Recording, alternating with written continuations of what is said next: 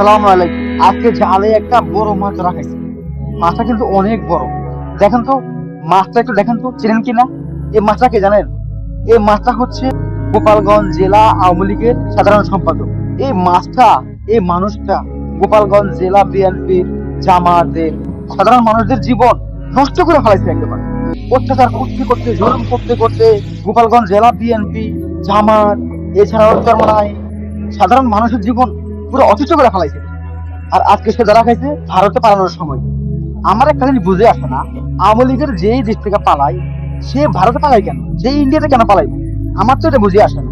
যে হিন্দুস্তানের হিন্দুদের সাথে আমাদের মুসলমানদের গাজওয়াই হিন্দ হবে, আমাদের মুসলমানদের সবচেয়ে বড় যুদ্ধ হবে হিন্দুস্তানের হিন্দুদের সাথে, সেই হিন্দুস্তানের হিন্দুদের সাথে আমাদের আওয়ামী লীগের একটা সম্পর্ক কিসের? আমার তো এটা বুঝে আসে না। মানে যেই পালাইবো, যে দেশ থেকে পালাইবো, অন্যায় করছে, অবিচার করছে, মানুষের মারছে, টাকা পাচার করছে, শেষমেশ সে গিয়ে পালাইবো ভারতে। হাসিনা নিজে গিয়ে পালাইছে ভারতে। কেন? পাগল হয়ে কি আর কোনো দেশ নাই দুনিয়াতে?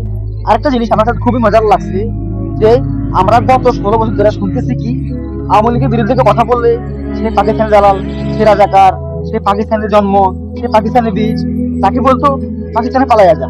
আমি বাচ্চাকাল থেকে এটাই শুনে আসছি। কিন্তু এখন দেখেন, যাদেরকে বলা হয়েছিল পাকিস্তানি দালাল, তারা কিন্তু কেউ পাকিস্তানে পালাই যায় নাই। কেউ দেশে আছে, কারো ফাঁসি হয়েছে, কেউ মৃত্যুবরণ করছে। কিন্তু যে হাসিনা, যে আওয়ামী লীগ, তাদেরকে মনে করতো তারা মুক্তিযোদ্ধা, তারা দেশের এই সেই, তারা কিন্তু আজকে বাংলাদেশে নাই, তারাই লাস্টে ভারতে পালাই গেছে। এটা সবচেয়ে মজা লাগছে আমার কাছে। এটা কিন্তু আল্লাহর প্রকৃত বিচার। যে চেতনা বেঁচে আওয়ামী লীগ খাইছে, কেউ কিছু বললেই সে রাজাকার, সে পাকিস্তানি, সে এই সেই। অথচ কেউ কিন্তু পাকিস্তানে পালাই যায় না, একজনও না। না বিএনপির, না জামাতের, না কোনো দলের কেউ কিন্তু পাকিস্তানে পালাই যায় না। উল্টা তারাই কিন্তু ভারতে পালাই গেছে। এটা আমাদের মহান রব্বুল আলামিনের বিচার। যারা ভারতীয় দালাল, তারা ধরা খাবে ইনশাআল্লাহ। বাংলাদেশে কোনো পাকিস্তানি দালাল থাকবে না, কোনো ভারতীয় দালাল থাকবে না। বাংলাদেশে একটা দালাল থাকবে, সেটা হচ্ছে বাংলাদেশি দালাল। হ্যাঁ, ইনশাআল্লাহ এটাই সঠিক হবে।